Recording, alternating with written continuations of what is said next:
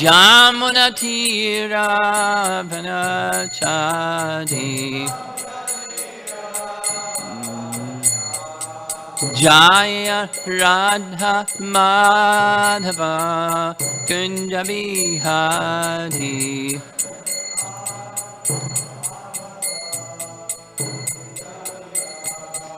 Jaya Radha Madhava Kunja Bihari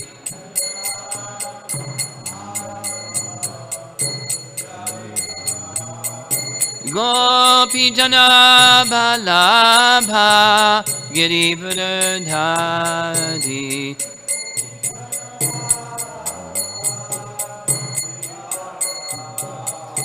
Gopi Jana Balabha Girivardhari Balabha Girivardhari Jasodanandana Brajajanarandana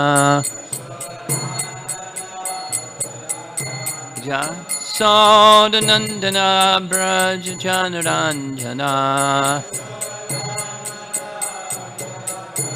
Jamunatira Vanachadi Jamunatira Vanachadi Jaya Radha Madhava Kunja Bihari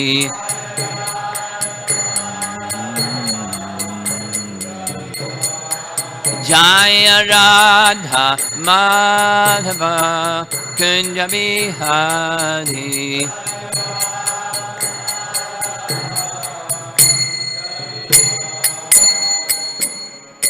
Jaya Vishnupad Paramahamsa Astatarasata Srimad His Divine Grace Sri Bhaktivedanta Swami Srila Prabhupada Ki Ananta Koti Vaishnavrinda Ki Grantaraj Srimad Bhagavatam Ki Gaur Premanandi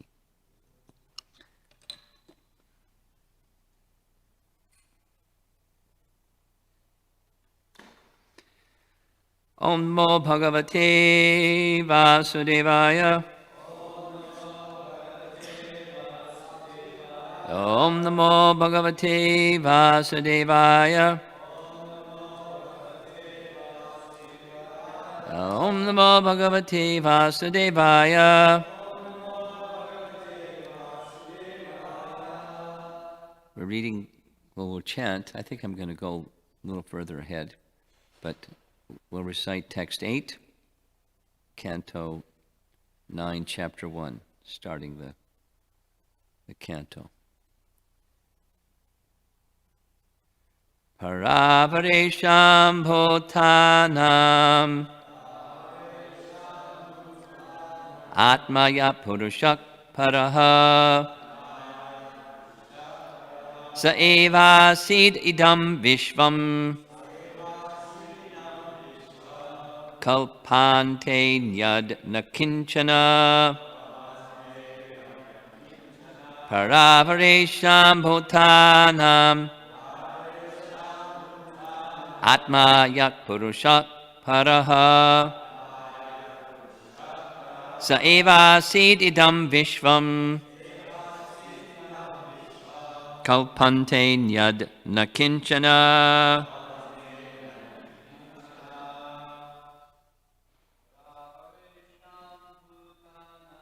Paravaresham bhutanam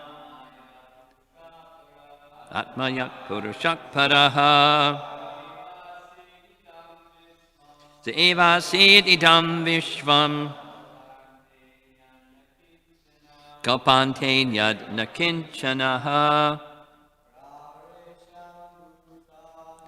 Paravaresham bhutanam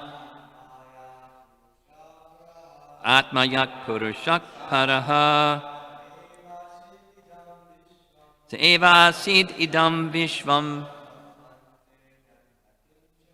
Kalpante Nyad Nakinchana Paravaresham Bhutanam Atmaya Purushak Paraha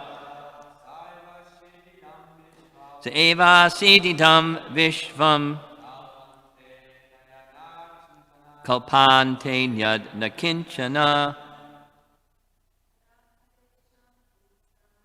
Paravaresham Bhutanam Atmaya Purushak Paraha Seva Siddham Vishvam Kalpante Nyan Akinchana Paravaresham Bhutanam Atmayak Purushak Paraha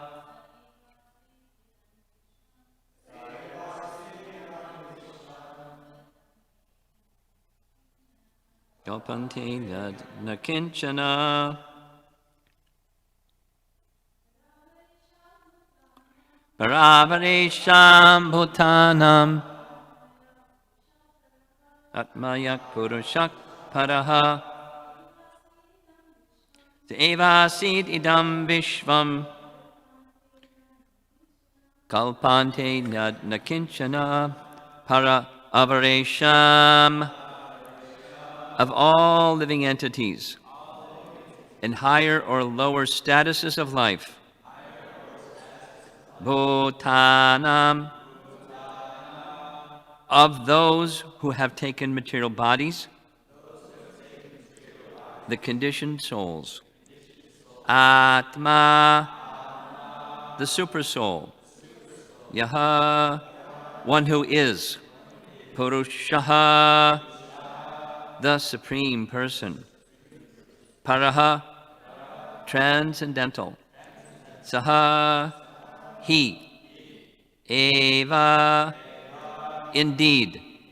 Asit, was existing. Idam, this. Vishvam, universe. Kalpa ante, at the end of the millennium. Anyat, anything else. Na, not. Kinchana, anything whatsoever. So I'm going to go, not read the purport, the verse and purport right now. It's a really short purport. I'm going to go back to the beginning, the chapter summary, and then we'll read forward, including this one. Get ready for a lot of surprising information.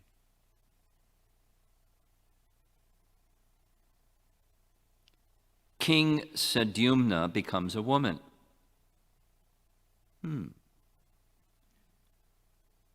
This chapter describes how Sudyumna becomes a woman and how the dynasty of Vaivasvata Manu was amalgamated with the Soma Vangsha, the dynasty coming from the moon. Before I go further, this 9th canto is dealing with lineages of kings within the Sun dynasty and Moon dynasty. Krishna appears in the Moon dynasty, and when he gets to Krishna at the end of the canto, it becomes the 10th canto. It's all about Krishna. But it starts with the Sun dynasty. So the Sun dynasty is Vivaswan and Vaivasvata Manu, and the dynasty from Vaivasvata Manu, of which Lord Ramachandra, or in which Lord Ramachandra appears within the Sun dynasty. So you'll hear, at least in the lineage of Ramchandra, the name in this summary, Ikshvaku, and Ikshvaku is in that Sun dynasty as Ramchandra is in the Sun dynasty. So just mentioned here, I'll point it out again as we go in this chapter summary, how that connection between the Sun dynasty and the Moon dynasty takes place. Here we go. By the desire of Maharaj Parikshit, Shukadeva Goswami told about the dynasty of Vaivasvata Manu, who was formerly King Satyavrata, the ruler of Dravida. I'll stop again. The previous canto ends with Satyavrata becomes, in his next life, Vaivasvata Manu, the son of Vivaswan. And in case you get a little confused, he has two names, at least. Vaivasvata Manu has another name that we'll hear, Shraddha Deva. Shraddha Deva was his name, and his post was Vaivasvata Manu. They both mean the same. Two names, one person. Say it again. Shraddha Deva and Vaivasvata Manu, they're the same person. Vaivasvata Manu refers to the post, and so that means during different cycles of yugas, Vaivasvata Manu may have different names, but he's Vaivasvata Manu. This one is being narrated as Shraddha Deva. And then also mentioned is the word Dravida, just like, you know, Dravida Prabhu, he comes and visits here almost once a year. So the word Dravida appears in the Bhagavatam several places, and it refers to sections of India in the south. Dravida Desha. Desha means tract of land. Dravida Desha is the southern part of India, and King Satyavrata resided and ruled in the south of India, or Dravida. That's the reference here.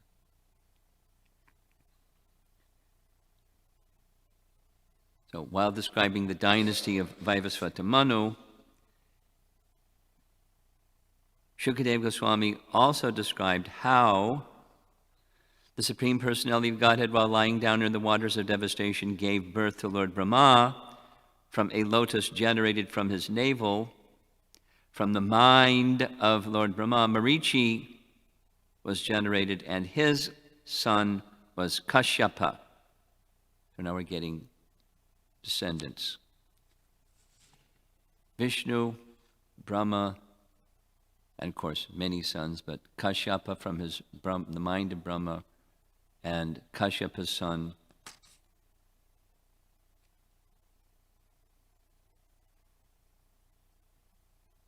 Marichi was born, and his son was Kashyapa. There we go. Kashyapa, the son of Marichi. From Kashyapa, through Aditi, this is described in Canto 6, all of what we're hearing now, and now it's being repeated again in Canto 9. From Kashyapa through Aditi, Vivaswan was generated, and from Vivaswan came Shraddha Deva.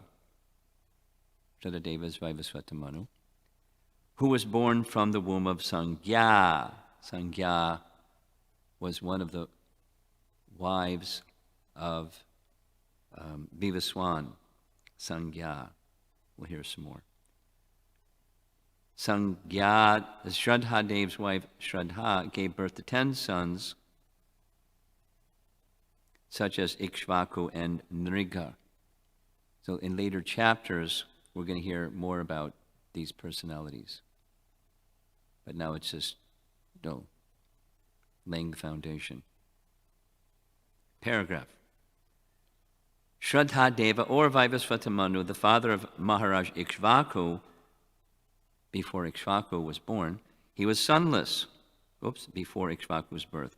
But by the grace of the great sage Vashishta, he performed the yajna to satisfy Mitra and Varuna. These are demigods. Varuna is a demigod, Mitra is a demigod. Vashishta performed the yajna on behalf of the king, Vaivasvata Manu. Then, although Vaivasvata Manu wanted a son, by the desire of his wife, he got a daughter named Ila. Manu, however, was not satisfied with the daughter. Consequently, for Manu's satisfaction, the great sage Vashishta prayed for Ilah to become transferred into a boy. No surgical operation, just prayer. And his prayer was fulfilled by the Supreme Personality of Godhead. Thus, Ilah, born as a girl, became a beautiful young man named Sudyumna. Paragraph. And then, once upon a time, Sudyumna went on tour with his ministers. At the foot of the mountain Sumeru, there was a great forest named Sukumara, and as soon as they entered that forest, they were all transformed into women. He's like two different genders, and a third one's coming up.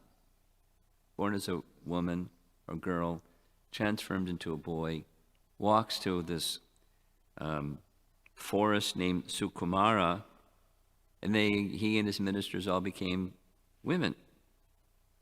Whoa. When Maharaj Parikshit inquired from Shukadeva Goswami about the reason for this transformation, Shukadeva Goswami described how Sudyumna, being transferred into a woman, accepted a husband, Buddha, son of the moon, as her husband and had a son, Pururava. So this is the connection between the Sun dynasty. This is Ilah, born a girl, becomes a man, becomes a woman again. From the Sun dynasty, Ilah, woman, marries Buddha. It's spelled differently than Lord Buddha. Budha, so it's not the same. And the combination of the Sun dynasty, Moon dynasty, Pururava becomes the king. Becomes the son. And then later he becomes king. Okay, so Ilah, as a woman, marries Buddha, a man, from the Moon dynasty, and they have a son, Pururava. By the grace of Lord Shiva, Sudyumna received the benediction.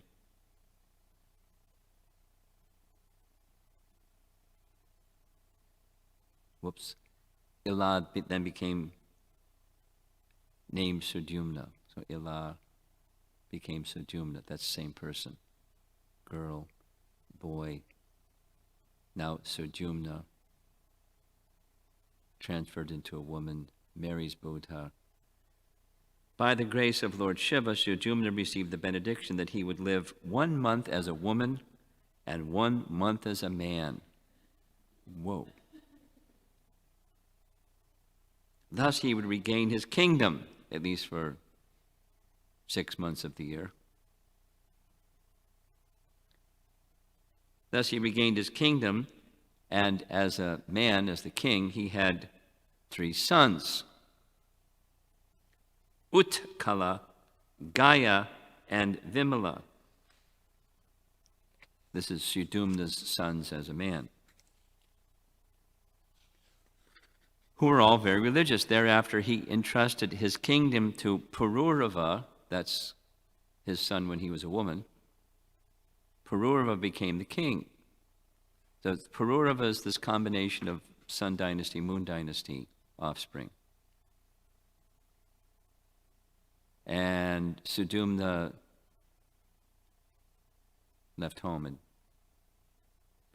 entered into the Vanaprastha order of life. So this is going to be detailed as the chapter progresses. Let's keep going. I'll maybe come back and summarize it one more time. So at least we get the storyline. Text 1 through 8, these first 7 have no purport, so I'll just read the translation.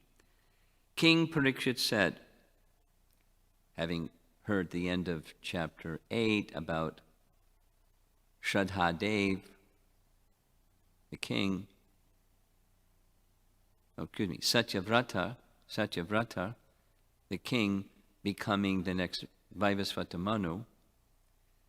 My Lord Shukadeva Goswami, you have elaborately described all the periods of the various Manus and, within those periods, the wonderful activities of the Supreme Personality Godhead, who has unlimited potency. I am fortunate to have heard all of this from you. So, Chakshusha Manu is the Manu before Vaivasvata Manu. Vaivasvata Manu is the present Manu, Manu number 7, in the cycle of 14. So what he's saying here, text 1, is you've described the previous Manus, the first 6, and prominent forms of the Lord that have appeared during those reigns of the 6 Manus. I'm fortunate to have heard all of this from you. And now let's hear it about Manu number 7. Text 2 and 3. Satyavrata, the saintly king of Dravida Desh, who received spiritual knowledge at the end of the last millennium. In this case, millennium means the rule of the previous Manu. It can mean different things.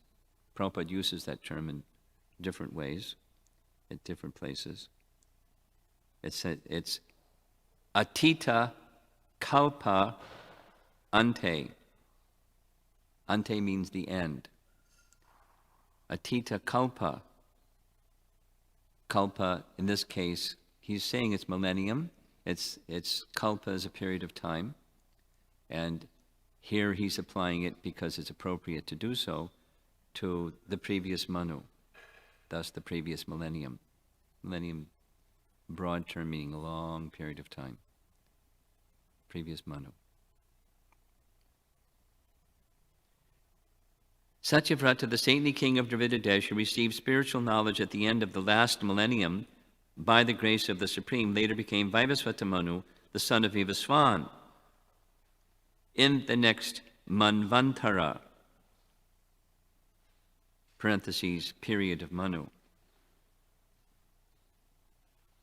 I have received this knowledge from you. I also understand that such kings as Ikshvaku were his sons, Vaivasvata Manu's sons.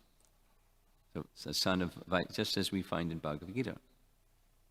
Vivaswan, Manu, Ikshvaku. So Ikshvaku is one of the sons of Manu, or Vaivasvata Manu. Oh, greatly fortunate Shukadeva Goswami, oh, great Brahmana, kindly describe to us separately the dynasties and characteristics of all those kings, for we are always eager to hear such topics from you. This is Canto 9. He's nearly finished with his 7 days. He just wants to hear Bhagavatam. Kindly tell us about the abilities of all the celebrated kings born in the dynasty of Vaivasvata Manu, including those who have already passed, those who may appear in the future, and those who exist at present. That's the question that this chapter responds to. Text 6, Sutta Goswami said, when Shukadeva Goswami, the great knower of religious principles, was thus requested by Maharaj Parikshit in the assembly of all the scholars learned in Vedic knowledge, he then proceeded to speak. Text 7, Shukadeva Goswami continued, O king, subduer of your enemies, except the snake bird that's going to finish him. Now hear from me in great detail about the dynasty of Manu. So that's Canto 9. I shall explain as much as possible, although one could not say everything about it, even in hundreds of years. So it's a little summary. Now, this morning's verse on the board. The transcendental supreme person, the supersoul of all living entities who are in different statuses of life, high and low, existed at the end of the millennium, the previous Manu. when neither this manifested cosmos nor anything else but him existed. Purport. Taking the proper position from which to describe the dynasty of Manu, Shukadeva Goswami begins by saying that when the entire world is inundated, only the Supreme Personality of Godhead exists and nothing else. Shukadeva Goswami will now describe how the Lord creates other things one after another.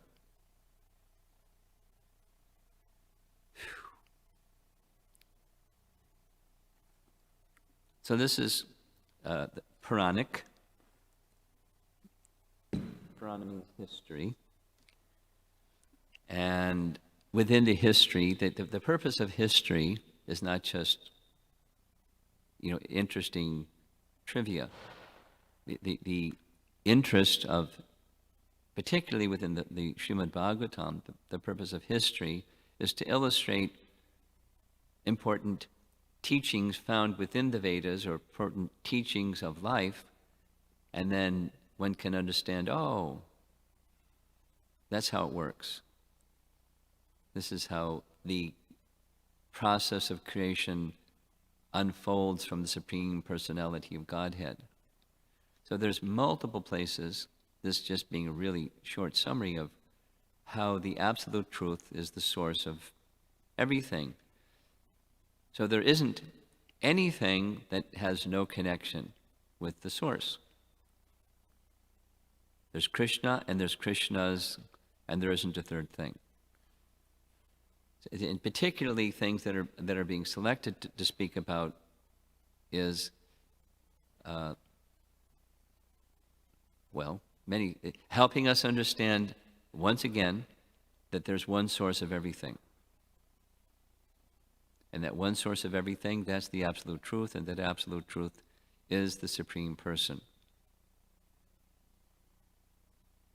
Just like at the first verse, Canto 1, Chapter 1, Text 1, it is said repeatedly that that verse is a mini commentary on Gayatri Mantra. Gayatri Mantra is said to be the mother of the Vedas. And all other mantras come from Mama Mantra, the Gayatri Mantra. The Vedas and all of the other mantras within the Vedas come from Gayatri Mantra.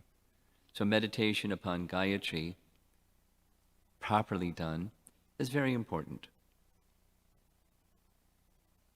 We read in the 5th canto, Bhagavatam, that Bharat Maharaj, when he left the kingdom to go to the forest to strive for perfection in bhakti, it was this Gayatri mantra that was his mantra. It was Satya Yuga, so he's engaged in meditation, but his meditation is on Gayatri mantra.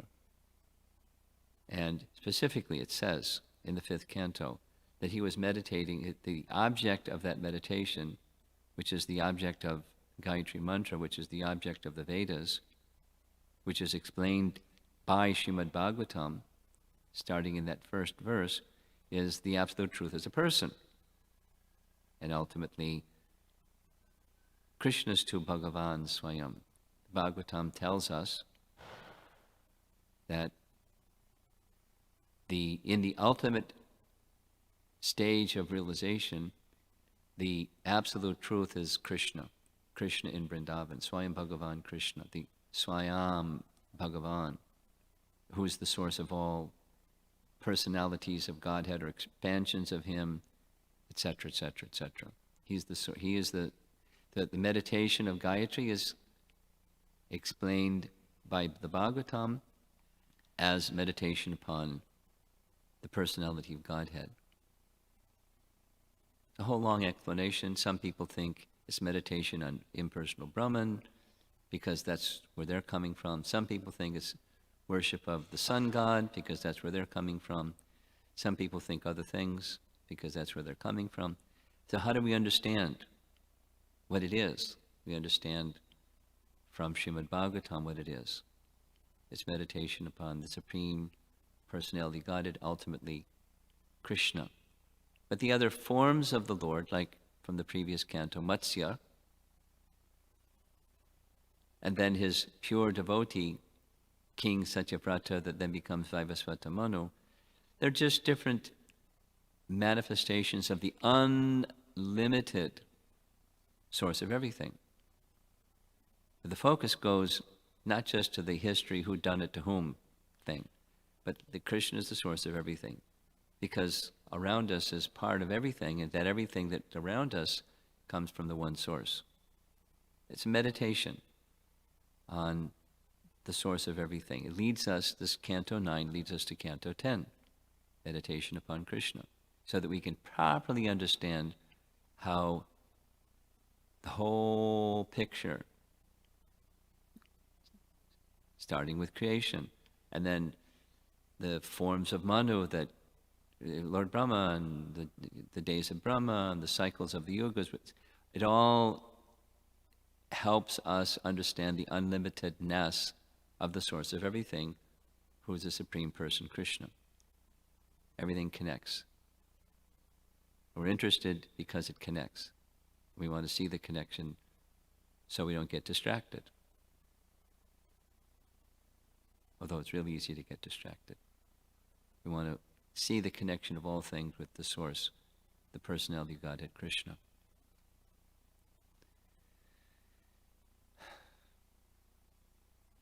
So the previous canto is about Matsya and his dear devotee,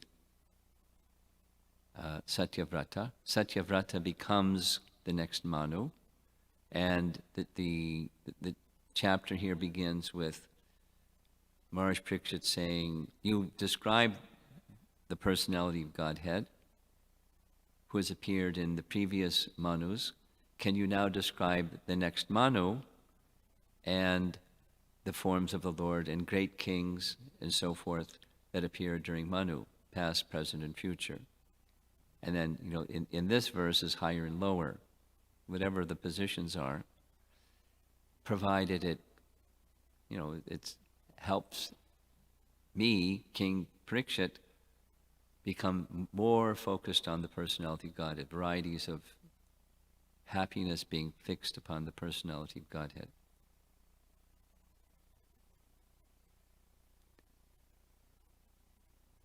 And we heard at the end of that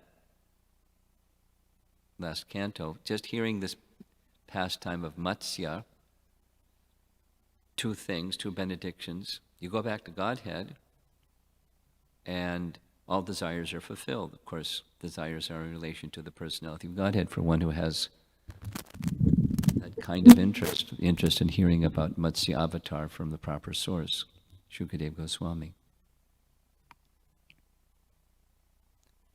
So now we're going to hear about other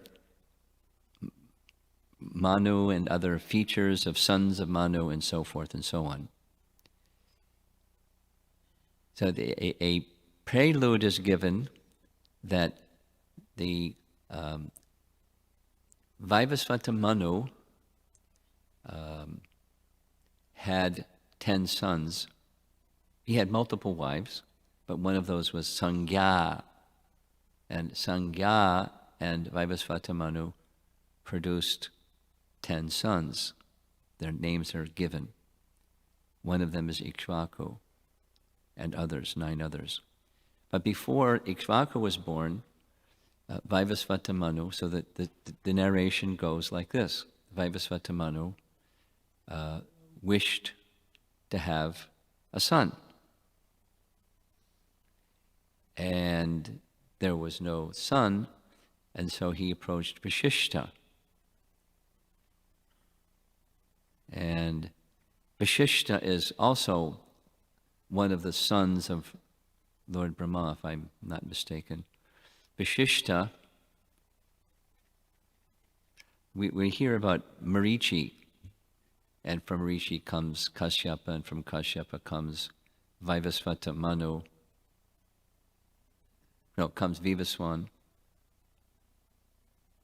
That's mentioned in Canto 6 in detail. So, and Vaivasvata Manu is one of Vivaswan's sons. So Vaivasvata Manu wishes to have children, a son, and so he requests Vashishta to assist him. Vashishta is very exalted, and Vashishta is one of these persons that has a incredibly long lifespan. It's called Chiran Jiva. Jiva means living entity, and Chiran means long duration. So his duration of life spans not like an ordinary person. He's present during the beginning of Vaivasvata Manu's reign, before he even has children, and he's the chief priest of Dasarath, and assists Dasarath to have sons. And there's a whole lot of generations in between. So he's old, but he's a Chiranjiva. He has this special benediction from the Supreme Lord to live unbelievably long, or unusually long. There's others that have that capacity. There's a list of them. So Vashishta assisted, and Vashishta had some brahmanas who knew Vedic mantras, and Vashishta was overseeing. And when the wife of Vaivasvata Manu was approached by the brahmana, because during the yajna they're supposed to say certain mantras, they do say certain mantras, and that there is one very important part of any yajna is the intention. The Sanskrit term is sankalpa. So one of the priests that was offering the mantras and the offerings into the fire, asked the wife of Vaivasvata Manu, what's the intention? I want a daughter. And so when it came mantra time, he requested a daughter, appropriate mantra for a daughter. And voila, a daughter. And it's not like he was against women, but he was a king that it was his duty, similar in the case of Dasarath. Dasarath, before Ramchandra was born, had a daughter. It's a long story from Mahabharata. From Ramayana. The daughter, I may get distracted. The daughter was given to a dear friend of his, another king from another kingdom. Dasarath was the kingdom in which Dasarath ruled. Ayodhya, also named Koshala, was built by Manu, according to Ramayana, and the first king to rule there was Ikshvaku. From the Sun dynasty, his son Ikshvaku came to earth and ruled in Ayodhya. And Dasarath was in that line from Ikshvaku, and he had a friend who was from another kingdom called Anga, and that other king, whose name was Romapada, King Romapada, had no children. And so at the king's request, Dasarath said, sure, I'll give you my daughter, and you can take care of her and raise her as your daughter. That was in Treta Yuga. Same thing happens in Mahabharata. In Mahabharata, Kunti's father was Shurasena, a king. And King Shurasena, he didn't name his daughter Kunti, he named his daughter Pritha. And he had a friend, Kunti Bhoja. Kunti Bhoja had no children, so an arrangement was made, you can raise this young girl, Pritha. And so she became known as Kunti, the daughter of Kunti Bhoja. So these things were going on. Kings would sometimes do like this. So Dasrath also had a daughter first, and then he didn't go through this sex change thing. He just, made another arrangement. So kings it's part of the duty of a king to have an heir to the throne, which is a male by that culture of the Vedas. There's more details. But so going back to Manu wasn't like sad, oh, it's a daughter instead of a son, but he wanted to have an heir to the throne. So he went back to Vashishta. Help. No problem. I'll approach these two demigods, Mitra and Varuna, and with their sanction, your son Ilah can become, this is now the summary at the beginning of the chapter, can become a boy. So the name changed from Ilah to Sudyumna. So Sudyumna became the son of Vaivasvata Manu. And as a young prince, along with ministers, was in the forest, heading for Sumeru mountain. At the foot of Sumeru mountain was Lord Shiva. Now, over here, Lord Shiva has different residences, just like, important people or wealthy people, they may have different residences.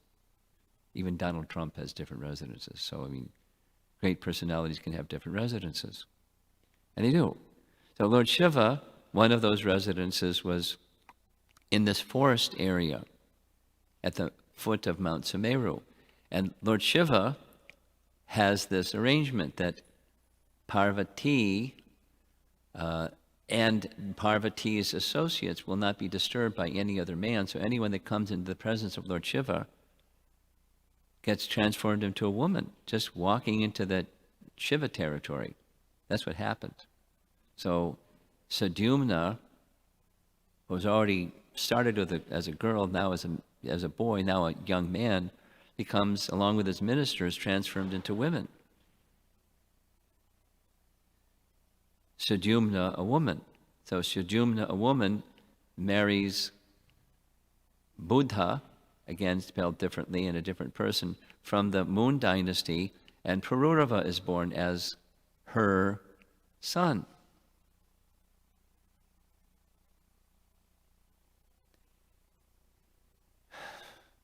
Poor Sudyumna is supposed to be the ruler of the kingdom of his father, Vaivasvata Manu. So Sudyumna goes to Lord, he performs austerities, and winning the pleasure of Lord Shiva, who by his potency he became a woman, is now given the benediction, well, 1 month this and 1 month that. You can be Sudyumna and rule for alternate months in your father's kingdom. And his father's kingdom, as a king, as a male, he has a queen and 3 sons. Sudyumna, back and forth, sons, daughters. So the chapter ends, and it'll be discussed in more detail. Sudyumna eventually turns his kingdom over to his son, Pururava, the son from when he's Sudyumna as a woman, married to Buddha, becomes the next king.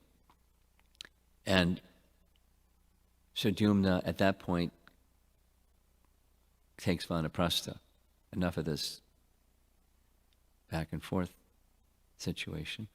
Doesn't say what happens when he goes to the forest if he's still back and forth, but he leaves the kingdom and Pururava becomes the next king. And we'll hear something about Pururava in the next chapter.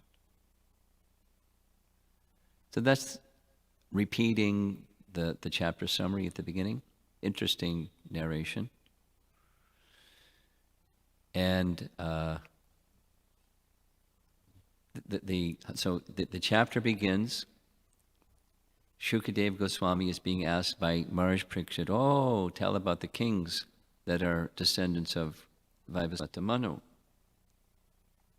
So This is just the very beginning. O king, subduer of your enemies, hear from me in great detail about the dynasty of Manu. It's Manu number 7, Canto 9, primarily. That's the subject matter. There's other information at the end, or the narration. It's too voluminous to say. I'll give some detail, but it'd take hundreds of years to say all the details. I'm just summary. So now this morning's verse, text 8, is describing what happens at the end of each Manu.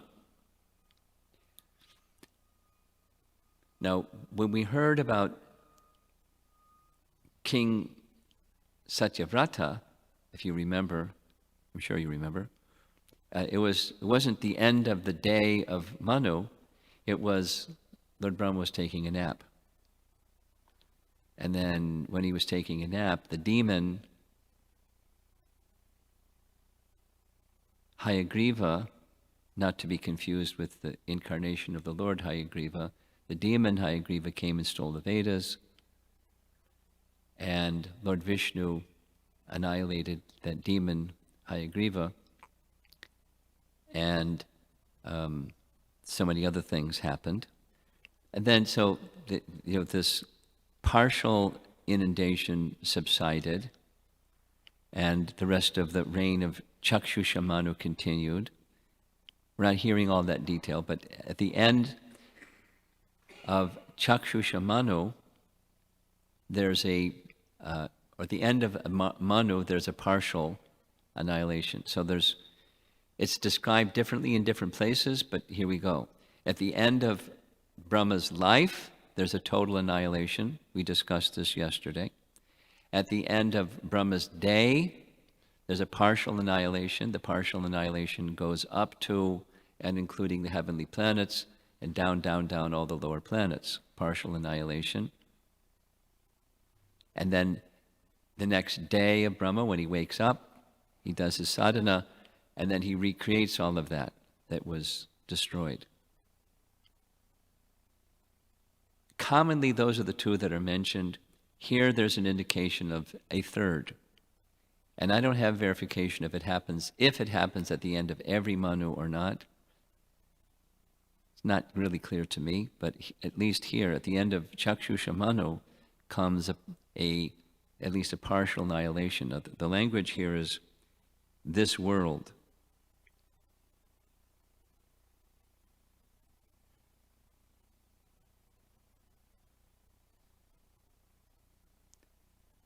Read the purport, text 8. Taking the proper position from which to describe the dynasty of Manu, Shukadeva Goswami begins by saying that when the entire world, at least this earth planet, not entire cosmos or up to heavenly planets, but when this world is inundated, the flood, only the Supreme Personality Godhead exists and nothing else. Shukadeva Goswami will now describe how the Lord creates other things one after another. So this is not at the end of a day of Brahma, this is the end of a day of, or a reign of Manu, and then there's a change of Manus. So it's, and the statement that nothing else exists doesn't mean the souls go out of existence and then they come back into existence. That's not what it means. And that material nature goes out of existence and then it comes back into existence. That's not what it means. It means the manifest state of those things go out of existence because the souls are eternal and Prakriti is eternal. Correct? The 5 subject matters of Bhagavad Gita, only one of them is not eternal, and that's karma. And the other 4 are eternal. Time, living entities, the personality of Godhead, material nature. They're eternal. They're co-eternal. As eternal as Krishna is, they're co-eternal. So it's not that nothing exists. They eternally exist, but the manifest state of them is withdrawn by the Lord's time potency, and then only the Lord exists. Now, I'll conclude with just making this one other reference and see if there's some discussion. Srimad Bhagavatam has 4 essential verses that are the essence of all the others. It comes in Canto 2, Chapter 9. Starts with text, I think, 29, 30, 31, 32. And so the first of those 4 says what this verse says. But it's just like emphatic. Before the cosmic manifestation, I alone exist. The Sanskrit is aham evasam eva agre. Before the cosmic manifestation, I alone exist. During the cosmic manifestation, I alone exist. And after cosmic annihilation, I alone exist.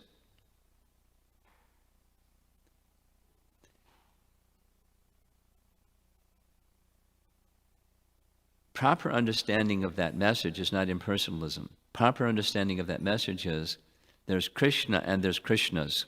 And Krishna's energies, the living entities, jivas, prakriti, and time, that's Krishna's. And that's in the category of, it's Krishna because it's Krishna's. Yes?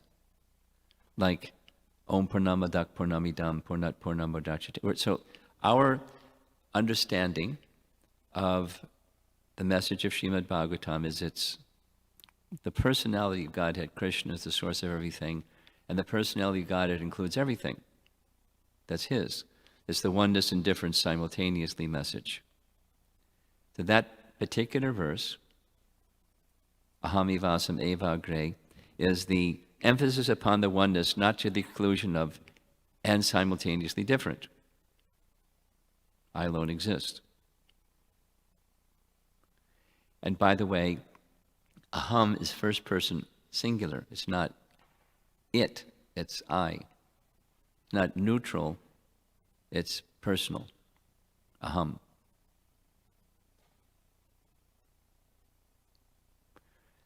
So Krishna's existence includes everything. That's the Bhagavat understanding. The absolute truth includes everything, and everything is included within Him. So everything is simultaneously one with and different from He who is the source of everything. That's Mahaprabhu's teaching, that's the Bhagavatam teaching, that's our teaching. So, back to this verse, during that time of the change of Manus, the personality of Godhead alone exists. Means the living entities are in a different status, and the Prakriti is in a different status, and time is not acting as it does during that manifest period where there's karma and activities and the modes of nature moving, and so because time energy moves those things. And when time energy is in abeyance, then I alone exist. You can say the same thing. I alone exist during the cosmic manifestation. And then how the Lord unfolds the creation. It's repeated message multiple times, extensively in Cantos 2 and 3, briefly, very briefly here in the beginning of Canto 9. But it's a principle through Puranic narration we're being reminded of. And so the very next verse is going to speak about Brahma appearing from the navel of Garbhodakshai Vishnu's lotus. That doesn't happen at the end of every Manu. It's speaking of at the beginning of Brahma's life. And then a series of things happen.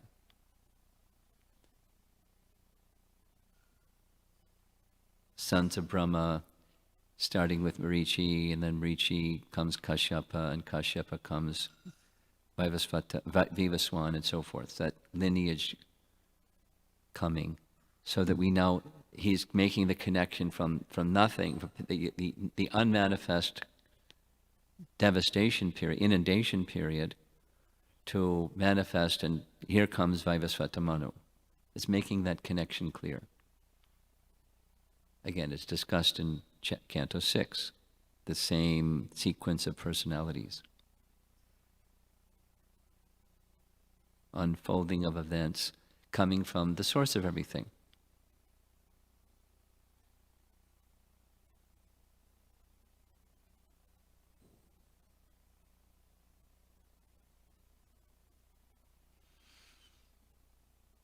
I think I'll just say one other thing.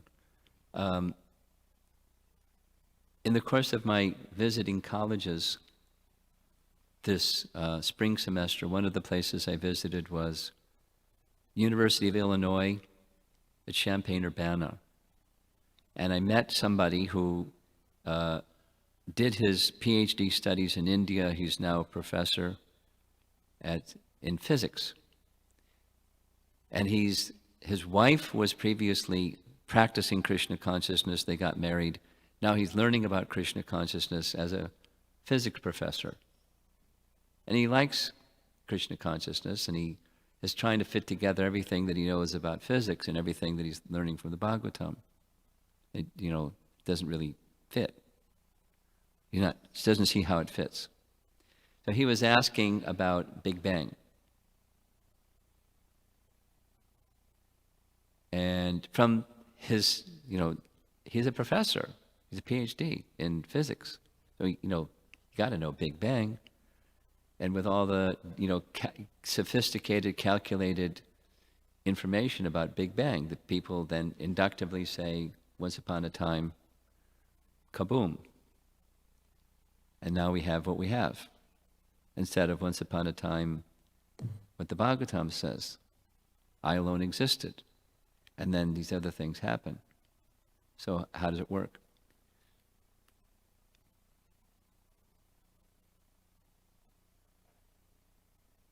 I directed him to the section of the third canto Bhagavatam that discusses this in detail, and mentioned that one time Prabhupada was asked, is there anything in Vedic literature that resembles Big Bang? Prabhupada asked, what's Big Bang? Describe it, so I can say if there's anything that resembles it. It was described, and Prabhupada said, something like the exhalation of Mahavishnu, where seeds of universes come from his body and they're small and they start to enlarge and expand and expand and expand. The expanding universe from, that's the Big Bang. Because where's the Big Bang come from? They have lots of interesting ideas. One of them is it comes from singularity. What's that? Singularity is dimensionless point of unlimited mass compressed together. Don't ask me where the singularity came from. You can't ask, because that's what he was saying. We're not supposed to ask that. We're trained to don't ask that. You just study the Big Bang, what happens after the Big Bang. So then there was once upon a time a singularity, some time passed, and kaboom. And this unlimited mass went flying all over the place. And the universe is expanding. And his particular question is expanding at an accelerating rate. Is there anything in the Vedas that explains the accelerating rate of expansion within each universe? He said, I don't know. But I can connect you with Rasaraj, or Drutakarma, who may know the answer to that question.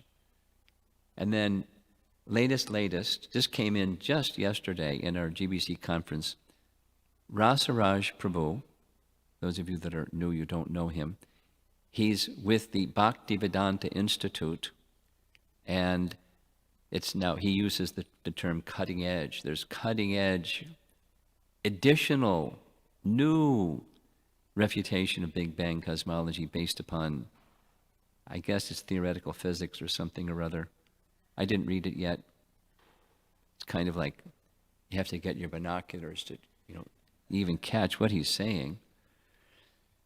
But within the scientific community, there's new empiric evidence that connect with theoretical physics that says Big Bang is hogwash.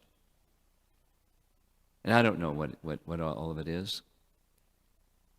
And Rasaraj's comment is, in this, scientific journal, there's a lot of wrong information, that leads to this conclusion that Big Bang is hogwash. But there's some elements that are interesting and his analysis of. So, as Prabhupada would regularly say, the process of speculation, empirically seeing things and deducing things from what you see, it's ever changing. What you can see and how you interpret what you see, science is, there's no stability to it. It's ever changing. Whereas the Vedas are not based upon sense perception or interpreting sense data, it's just descending knowledge and it's not changing. Just some interesting, latest about Big Bang cosmology is taking some bullet holes these days, from very prominent persons. It's not new. It's what scientists do. Someone puts something up, and then some other people get on the background to say, yeah, and then some other people say, no. Here's some other data, and here's how you read the data, and they say, no, it's not like that, it's like this. That's how they get their career. What goes on. So while they're doing that, the Bhagavatam is giving us a descending knowledge picture of how things unfold. And we're going to hear some more tomorrow morning's verses about how things unfold from a state of dormancy or inundation to manifesting things by the potency of the personality of Godhead.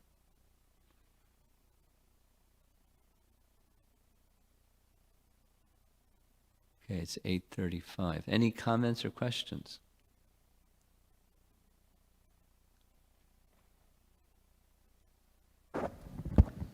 Maharaj, recently we got one information that NASA, they invented that the sound vibration from sun is coming like oh, like that something. That is how that Bhagavatam is being proved from each step. Like here also another question about Sudumna, how he transformed, means transgender. That's what is happening nowadays. Transgenders in Kentucky, recently some law is going on. That is, so we have to believe in Srimad Bhagavatam that some people they laugh, oh how is Sudumna, he is changing body again, man to woman, woman to man. So this is what is happening recently in America. And one question, Maharaj. Thing is, you say, now here it is stated, Pururava was born first from... Sudumna as a woman of the husband Buddha. Yeah, and again he had another three sons, like Utkala and Gaya and another Vimal. So why he gave the dynasty to Pururava, not to... Why not? Not to Utkala and others. Why not?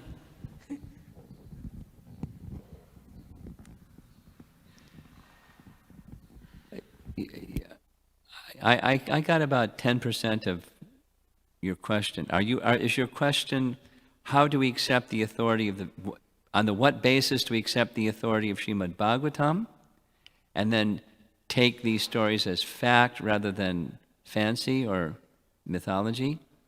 Or are you asking specifically about how Sudumna, as female Sudumna, appoints Pururava as the successor when the king is not the female Sudumna, the king is the male Sudumna, who has three sons. So why is he accepting Pururava as the successor? Are you asking both things? Just the second one. Just the second one. Okay. Well, he's the firstborn son. So he's appointing the firstborn son as the successor. And we don't have the information in the Bhagavatam as to why not the other ones. We don't know. So the standard is the firstborn son. And it's the same person, whether in this body or this, female form, male form, it's the same jiva, and he's appointing the firstborn son as the successor. I mean, you can do it differently. I don't know, we don't know. How did the people of the kingdom of Sodom to the man accept as the successor king when Sodom is a woman, the firstborn son? I don't know. We don't know. And unless Shukadeva Goswami is asked that question by Maharaj Pariksit and he gives the answer, we don't know. It's a part of history, we just don't know. But minimally, the firstborn son becomes the appointed king, successor.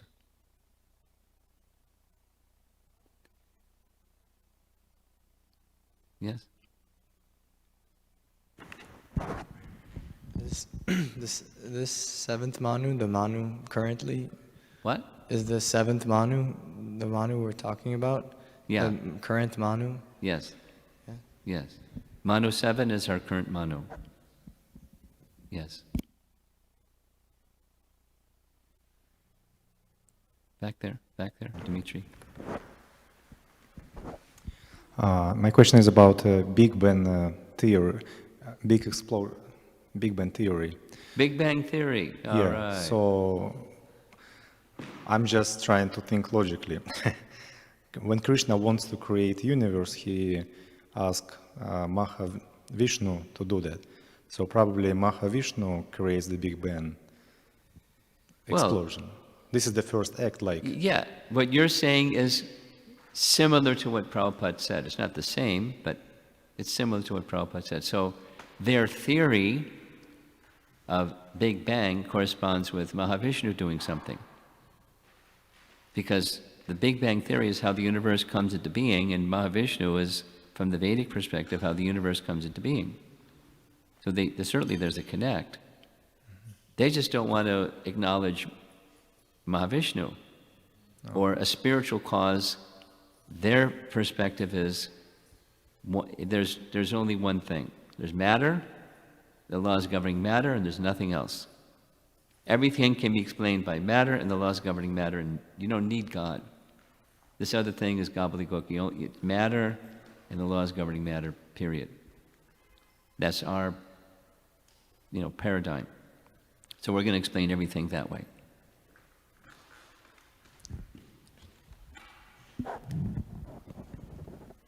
Yes, up front here. Keep it short, okay? You sometimes get really long. Short. This is a short question. Good. Thank you, Maharaj. Naturally, we will say the Big Bang is illogical, but I remember 4 years ago at the university, at one club we had, one student asked about the details of Bhagavatam, and Which of the Bhagavatam? some details Details of the Bhagavatam. specifically pertaining to Mahavishnu and the lotus flower. And I remember Acharya Nisha remember this. He explained it, but one student had a problem with it, so they reported us and tried to get our club kicked out. Now, sometimes we can't avoid questions where people may voluntarily ask us about details about Bhagavatam. So what are we supposed to do when we say the Big Bang is illogical, but when we hear stories like this one, or Mahavishnu, that seems apparently illogical. So what are we supposed to do especially when somebody asks us about details? Should we just say we don't know, or should we try to explain it to them? Or, Well, if you don't know, you can't try to explain it to them. You can say, I don't know. That's what you do. You can say, just like I did a little while ago. So if you don't know, you just be honest and say you don't know. Now, you can also say, it may very well be that our acharyas have identified passages from Scripture that explain this particular information. I haven't come across it. I can try to research it and see if others who have come across it, and I can offer you an explanation or do a little research. Tamal Krishna Maharaj would do that regularly. Because he would get into details and details, and by doing so, invited the audience to get into details. And they would ask them questions, and he was very careful. He would not give a speculative answer. He would say, let me research this, I'll get back to you. Like that. You know, I don't know. Let me research it. I'll see if there's some learned persons or somewhere from the writings of our acharyas that offer the explanation to the question that you're asking. I'm not aware of that explanation. I'll do some research and consult others that are well researched and see if there's an answer to this question. And we should understand there may be multiple answers, or there may not be apparently any answer that we've come across or someone else has come across, and that's okay. Don't fill in the blank with seems to me, perhaps, maybe. Don't do that.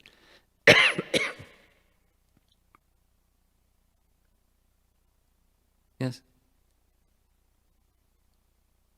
Marge, the passages we're hearing specifically describing the dynasties of the sun god and the moon god. Yeah. Does the Bhagavatam describe other planets that we are familiar with? Does it focus most, I'm thinking there's planets like Jupiter, Venus, which also have lineages, I guess, but does the Bhagavatam focus, it seems more on the sun dynasty and the moon dynasty? Yes. As opposed to other... Yes. Extraterrestrial sources of life. Is there a reason why sun and moon dynasty are prominent? Well, the Lord's arrangement. Because the lineages of kings that have ruled are primarily from those two. Now, why? By his arrangement.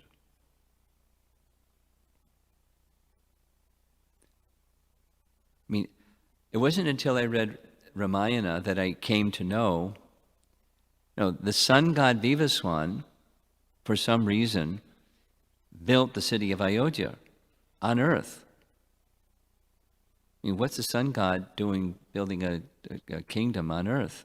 Well, it's an eternal abode of the Lord. And so it's under the potency or the direction of the personality of Godhead to facilitate the pastimes of Lord Ramachandra and the making manifest that which is an eternal abode, whether there's a kingdom or not, is Ayodhya, or same as like Chaitanya Mahaprabhu requesting Rupa and Sanatan, particularly Rupa, to establish places of Krishna's pastime when they were lost. So the abode of Vrindavan is eternal, whether there's, the Radha Kund that we see today or not. A rice paddy, it's eternal, etc. So by the arrangement of the personality Godhead, Vivaswan did what he did. He manifested. So, and then the lineages of these saintly, divine kings in that dynasty from Vivaswan, because let's remember, Vivaswan is Satyavrata, a perfect person who heard the Vedas from the personality of Godhead. Now, why, if Satyavrata he's so qualified, he could see the Lord face to face, he heard the Vedas from the Lord directly, and he has to take birth again. Why didn't he go back to Godhead? Because there was some service for him. And so we're hearing about him in his line. So, pastimes of the Lord and his pure devotees. That's the Sun dynasty. And what we'll hear as we go further into the 9th canto about the Moon dynasty. It's not just this marriage with the Sun Buddha or the male Buddha in the Moon dynasty. There's a bigger piece of information. And on Earth, these two lineages, the Sun and the Moon dynasties, are really prominent by the Lord's arrangement, because Krishna appeared in that Moon dynasty, that lineage of kings, and Ramchandra appeared in the Sun dynasty. Yeah. I remember in grade school, we had a specific lection series on Greek mythology. Greek mythology, yeah. And coming to the Vedic tradition, I see a lot of, they have Zeus, who's the god of rain, and the thunderbolt. Etc., etc. So It's just a corruption of Vedic culture. That's what it is. I was curious to like the validity of some of those ideas. It's just corruption of Vedic culture. They didn't, they just corrupted Vedic culture, or Vedic, the Vedas, the histories of the Vedas, the Devas and so forth. It's a corruption of it. Here's one to support what I just said. Once upon a time, I can't even remember how many years ago, many years ago, I was encouraged to visit South America because, I was available at that time, and they don't get so much visits from others, and so, go visit South America. So I went to visit South America. And in Lima, Peru, I met a husband and wife couple that were working on something like their 7th or their 8th PhD in linguistics. And it wasn't, popular. It was academic. And they were down-to-earth people. They weren't just this Vata people. They were, they were very clear in their description. Their conclusion, they didn't start with this, but their conclusion is that Sanskrit is the original language from which all other languages come. And they gave examples. So the lore from Greek, one of their PhDs was in Greek and Latin. And they were, in Spanish and English and French and, so linguistic studies, that the root of all languages is Sanskrit. So it's not a surprise that the Sanskrit literature became Greek mythology. Here's another one. Vedic culture, well, it's pretty simple. Vedic culture, although the Chinese language is different than Sanskrit language, the Vedic culture existed in the Ming Dynasty that ruled for, I don't know, close to 1,000 years, plus or minus. And Vedic culture extended into Russia. There's a number of incidences of excavation of buildings and digging, and they find deities of Vishnu in the earth, and so forth. Read, there's a chapter in Vedic Cosmology and Cosmography by Sariputta. There's a chapter dedicated to the cosmology of the world. All resemble one another. Now, this is Sariputta speaking, but scholars of cosmology say there's 3 possibilities of how that happened. 1, chance, not so likely. 2, our genetic makeup is wired so that we come out with the same cosmology. Not so likely.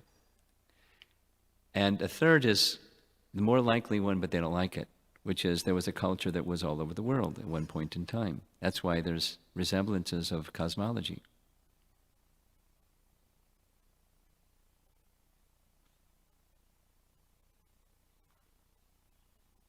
Greek cosmology is a corruption, adapted corruption of Vedic history, or the Puranic message and Itihasa message of the Vedas. A lot of. When Prabhupada, I think I'm going to end with this. I remember one July in our Henry Street Temple in Brooklyn, and Prabhupada was describing Maya. And as he was describing it, I was thinking of Greek mythology, because I learned a little bit of Greek mythology. And he's saying, Maya is beckoning. There's a personality in Greek mythology, I forget her name, Cyrene or something like that, and she's beckoning.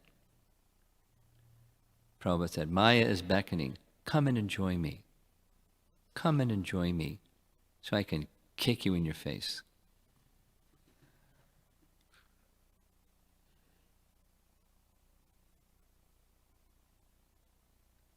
Etc.